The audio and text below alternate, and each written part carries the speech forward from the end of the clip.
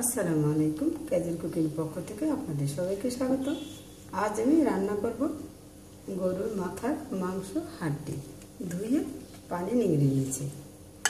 আর নিয়েছি ছোলার ডাল, 1 কাপ ছোলার ডাল কয়েক ঘন্টা ভিজিয়ে রেখে ধুয়ে পানি নিংড়ে নিয়েছি। দিয়ে দিচ্ছি মশলা মাংসতে। আমি দিয়ে দিচ্ছি পেঁয়াজ কুচি, একটু চাকচাক করে কেটে নিয়েছি। গরুর মাংসতে একটু মোটা মোটা করে পেঁয়াজ কেটে নিয়েছি।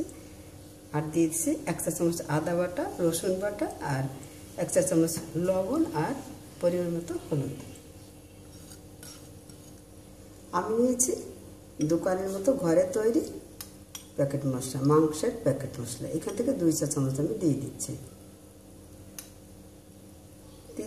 1 চামচ সরিষার তেল। মাংসের প্যাকেট মশলা তৈরির উপর আমার অলরেডি ভিডিও আছে, লিঙ্ক ডেসক্রিপশন বক্সে দেওয়া আছে, চাইলে আপনারা দেখে নিতে পারেন। এবার আমি একটু সময় নিয়ে মাংস উল্টে পাল্টে মেখে নেব। এবার আমি ঢেকে রেখে দিচ্ছি। আপনারা যদি এরকম করে মেখে রেখে দেন কিছুক্ষণ ঢেকে, তাহলে কিন্তু অনেক সুন্দর মাংস থেকে ঘ্রাণ বের হবে। আমি সরিষার তেল আর এই যে রান্নার তেল নিয়ে নিলাম। আর আমি তেলের মধ্যে 4টে আলু, ছোটো ছোটো 4টে আলু ভেজে নিলাম লবণ রেখে। সেই আলু ভাজা তেলের মধ্যে আমি পেঁয়াজ কুচি দিয়ে দিলাম 2 টেবিল চামচ। পেঁয়াজ হালকা যখন এরকম লাল করে ভাজা হবে তখন দিয়ে দিতে মশলা দিয়ে দিচ্ছি। আমি দিয়ে দিচ্ছি 1.5 টেবিল চামচ পরিমাণ পেঁয়াজ বাটা, আর 1 টেবিল চামচ পরিমাণ আদা রসুন বাটা, আর কাঁচামরিচ ভাগ দিয়ে দিলাম। 1 টেবিল চামচ টক দই দিয়ে দিলাম পিঁড়ে। আমার এখানে প্রায় মাথার মাংস 2 কেজির মতো কিন্তু মাথার মাংস, তাই আমি মশলা তাই বুঝে কিন্তু পরিমাণটা মশলা বাড়িয়ে দিলাম। আর মাথার মাংসটা আমি ভুনা ভুনা করে নেব। সামান্য হলুদ গুঁড়ো দিয়ে দিলাম।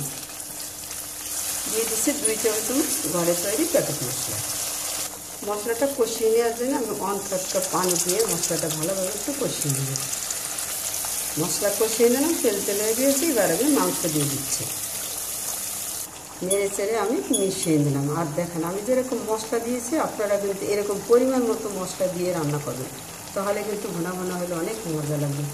আর ঘরে তৈরি এই যে প্যাকেট মশলা, এইটা আমি পরিমাণ মতো তেজপাতা, তারপরে এলাচ, দারচিনি সব কিছু দিয়েই কিন্তু তৈরি করা। তাই আপনাদের বাড়তে আর এলাচ, দারচিনি, তেজপাতা কিছুই দেওয়া লাগবে না,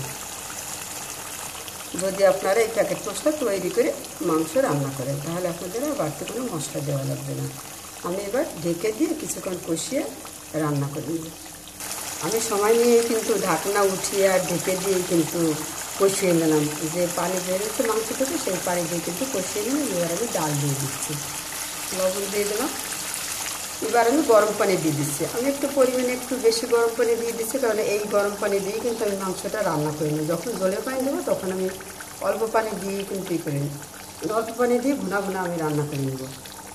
ঢেকে দিয়ে আমি রান্না করে নেব। এখন আমি ঢেকে দিয়ে আর ঢাকনা উঠিয়ে কিন্তু নেড়েছিলাম না, মাংস একেবারে পুরোপুরি অনেক সুন্দর সিদ্ধ হয়ে গেছে।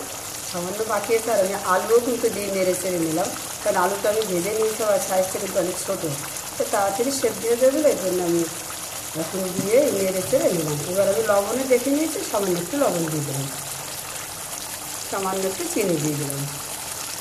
এবার আমি গরম পানি দিয়ে দিচ্ছি, অল্প দিয়ে দিচ্ছি, কারণ মাংস সিদ্ধ হয়ে গেছে, তাই ডালও সিদ্ধ হয়ে গিয়েছে। অল্প পানি দিয়ে তারপরে ঢেকে দিয়ে রান্না করে নিয়ে দিলাম।